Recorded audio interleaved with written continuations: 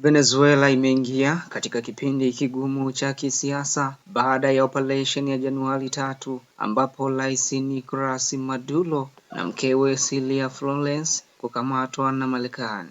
Picha zao zilikuwa zimepandishwa kwenye mabango ya umma mjini Caracas zikiwa zimebadilishwa huku ujumbe ukiwa unasomeka El Pueblo se reclama.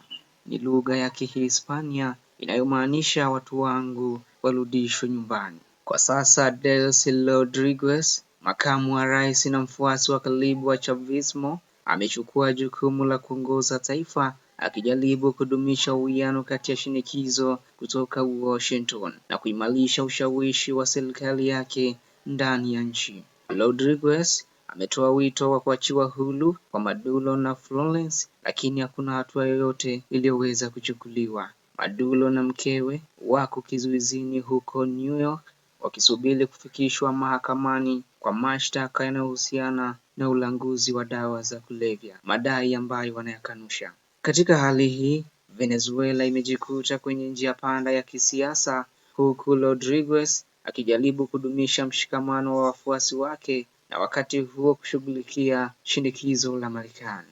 Mchambuzi wa masuala ya Amerika ya Kusini, Christopher Sabatini wa Chatham House, anasema Trump amedokeza kuwa Venezuela iko chini ya ulinzi wa Marekani. Hali hiyo inamweka Rodriguez kwenye mstari mwembamba wa kidiplomasia licha ya vitisho na ufuatiliaji wa idara ya DEA. Hatua za moja kwa moja dhidi ya Rodriguez bado hazijawekwa wazi. Rodriguez amedumisha hotuba kali dhidi ya ubeberu wa Marekani huku akitumia kauli za kisiasa kuendeleza mshikamano wa Chavismo ndani ya taifa. Hii ni mbinu ya kisiasa ya ukweli wa uhusiano wake na Washington. Katika hotuba yake ya kwanza bungeni, alikashifu vikali hatua za Marekani huku akijaribu kuonyesha mshikamano wa taifa. Hata hivyo, makubaliano ya kifedha na mafuta kati ya Caracas na Washington bado yanaonyesha kuwa Marekani inaweza kutumika kama chimbuko la kurekebisha uchumi wa Venezuela.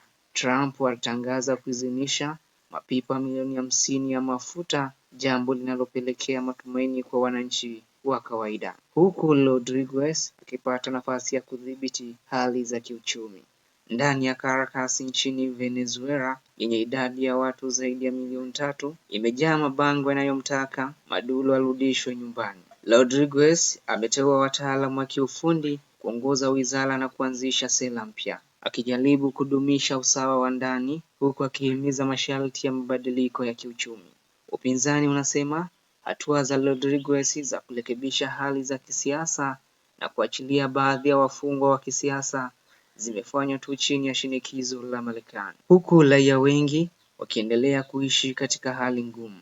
Takribani raia milioni 7.9 wametimka nchi tangu 2014 na huku milioni 6.5 wakiishi kama wakimbizi, kulingana na ripoti ya UNHCR. Itikadi ya mlengo wa kushoto inayodumisha uongozi wa Hugo Chavez pamoja na Maduro inabaki na ushawishi mkubwa. Hata hivyo, mlengo huu una jumla ya 20% tu ya wapiga kura wa Venezuela, huku uchaguzi wa mwaka 2024 ulijazwa na madai ya wizi wa kura na upinzani ukionyesha ushindi mkubwa katika kura zilizohesabiwa. Venezuela inakabiliwa na mfumuko wa bei za juu zaidi duniani na 86% ya raia wake wakiishi kwa umaskini. Bei za bidhaa za kila siku zinafikia hadi dola 526.83 na raia wanategemea uwekaji wa mafuta kutoka Marekani ili kusaidia kupunguza changamoto hizi.